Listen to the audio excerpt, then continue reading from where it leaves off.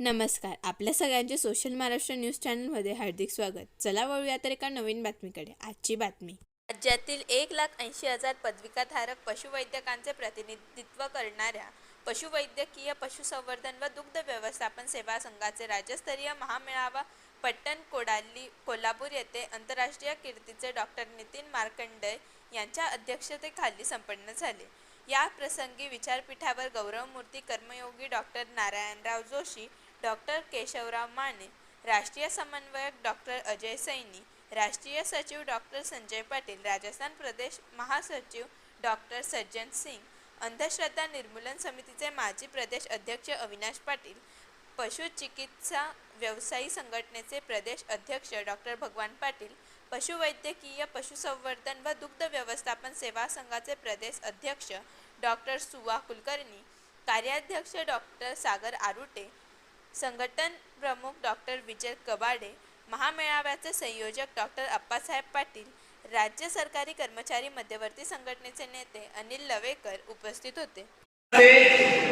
या ठिकाणी गाईचं आणि वासऱ्याचं पूजन केलं गेलं आणि त्यानंतर मंचावर बसताना देखील, आणताना देखील त्यांच्यावर फुलं पाकळ्या उधळल्या गेल्या. हा जो काही एक भावनिक अशा स्वरूपाचा आपल्या नेत्याचा गौरव, त्याच्याविषयीचं प्रेम, आपुलकी आणि कृतज्ञता व्यक्त करण्याचा पुढाकार कोल्हापुरातल्या या सगळ्या सहकार्याने घेतल्या. त्यामध्ये माझा जो संपर्क झाला किंवा मला ज्यांनी या त्यांच्या गौरवांकाचं प्रकाशन व्हायचं आहे, पण त्या गौरवांकामध्ये लेख लिहावा म्हणून संपर्क केला ते डॉक्टर अप्पासाहेब युगंड पाटील. त्यानंतर त्यांच्यासोबत एवढी मोठी टीम आहे, हे सगळेजण या ठिकाणी दिसत आहेत आणि त्यांचा जोश आणि संयोजनातला उत्साह आपण बघतोय.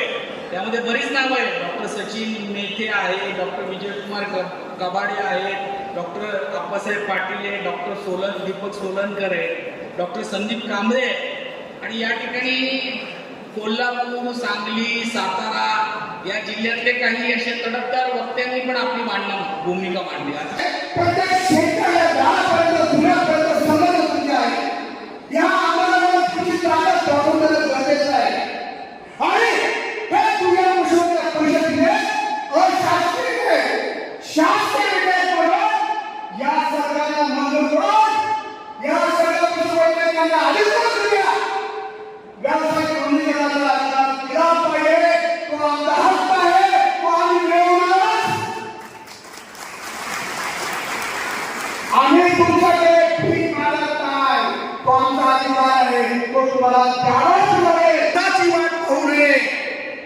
आणि या काळापर्यंत भरपूर स्वस्त आहे, परंतु आमचे राष्ट्रीय नेते डॉक्टर नारायणराव जोशी हयात आहेत. ते 100 घेतात, पण ते हयात असताना आम्हाला या पंचवार्षिकमध्ये आम्हाला स्वतंत्ररित्या व्यवसाय करण्याची सरकारने तरतूद करावी, तो कायदा मंजूर करावा. हे असा जाहीर द्या.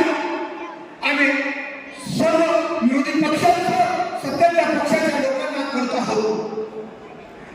आज या ठिकाणी एवढ्या मोठ्या संख्येने खेड्यापाड्यामध्ये काम करणारी मंडळी आलेली आहे, तरी सुद्धा पत्रिकेतील मान्यवर, एक पत्रिकेचा मान्यवर या ठिकाणी का पोहोचू शकत नाही? आपली ताकद कमी आहे का? आपली उपस्थित राहू शकत नाही, याचं चिंतन करणं गरजेचं आहे. त्यामुळे आपली ताकद, आपलं कामाचं महत्व राजकीय पदाधिकाऱ्यांना दाखवण्याशिवाय आपला कायदा मंजूर होणार नाही. आज गडचिरोलीपासून, नंदुरबारपासून, धुळ्यापासून, जळगावपासून कानाकोपऱ्यातली मंडळी या ठिकाणी पोहोचलेली आहे. या सर्वांना एकच संदेश देऊ इच्छितो, मित्र, देशामध्ये एवढी मोठी ताकद कुठल्याही राज्यात नाही, तेवढी ताकद आज महाराष्ट्र राज्यामध्ये आहे. आपण आपल्याकडे देशाचं नेतृत्व आहे, आपण देशाचा दिशा देऊ शकतो. ज्या कायद्याला सुप्रीम कोर्टानं वेळ म्हटलेला आहे, डिफेक्टिव्ह म्हटलेला आहे, त्या कायद्यामध्ये केंद्र सरकारने देखील गेल्या 15 वर्षामध्ये विचार केला नाही, प्रस्ताव आणला नाही. हे सगळ्यात मोठी दुर्दैवाची बाब आहे. केंद्र सरकारचा आणि सगळ्या राज्य सरकारांचा धिक्कार निषेध व्यक्त करतो. सुप्रीम कोर्ट म्हणतो की इंडियन वेटरनरी काउन्सिल हे पद्धत सुप्रीम कोर्टाने मान्य केलं असताना भारत सरकार या कायद्यामध्ये दुरुस्ती का करत नाही, त्यामुळे तिसरं शेड्यूल का जोडत नाही, हा प्रतिसवाल आमच्या भारत सरकार आणि राज्य सरकारला आहे. त्यामुळे एकच आमचं आव्हान आहे की हे जर आमचे ही ताकद जर भेटली राज्यामध्ये तर आम्हाला मुश्किल होईल. म्हणून राज्य सरकारला तात्काळ. बातमी आवडल्यास चॅनलला लाईक व सबस्क्राईब करा व दररोज अशा नवनवीन बातम्या पाहण्यासाठी चॅनलला फॉलो करा. धन्यवाद.